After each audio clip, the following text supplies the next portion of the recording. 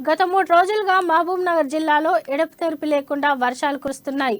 ఈ నేపథ్యంలో జిల్లా ప్రజలందరూ అప్రమత్తంగా ఉండాలని మంత్రి శ్రీనివాస్ గౌడ్ పిలుపునిచ్చారు.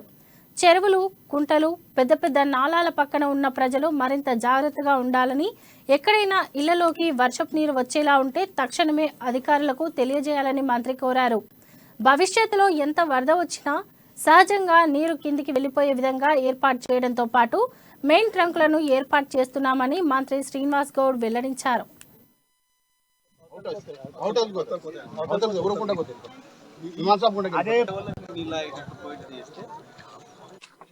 గత 3-4 రోజులుగా తెలంగాణ వ్యాప్తంగా వర్షాలు వస్తున్నాయి. ముఖ్యంగా మన మహబూబ్నగర్ లో వర్షాలు స్టార్ట్ అయినాయి. ప్రజలందరూ కూడా దయచేసి అప్రమత్తంగా ఉండాలి. చెరువులు, కుంటలు, పెద్ద పెద్ద నాలాల ప్రాంతంలో పక్కన ఉన్నటువంటి ప్రజలు ముఖ్యంగా అలర్ట్గా ఉండి ఎక్కడైనా నీళ్లు వస్తున్న ఇళ్ళ కంటే ఇమ్మీడియట్గా సంబంధించిన అధికారులకు తెలియజేయాలి. ఒక టోల్ ఫ్రీ నెంబర్ కూడా మేము ఇప్పుడే ప్రకటిస్తాం. తొందరలో 241165 రౌండ్ ది క్లాక్ అక్కడ ఉండేటట్టు మేము ఏర్పాటు చేస్తాం.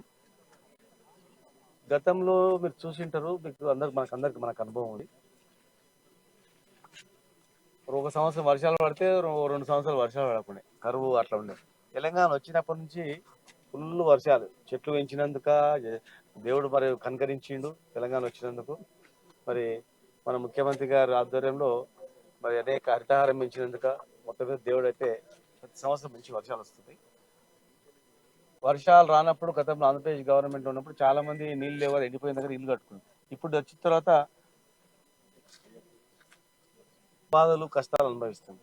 అందుకే ఈరోజు ఇవన్నీ పకడ్బందీగా నాలాల దగ్గర ఉన్నటువంటి అన్ని కూడా నాలాలను కూడా పూడిక తీయడం, చెరువులు, కుంటల దగ్గర ఉన్నటువంటి నాలాలను వెడల్పు చేయడం.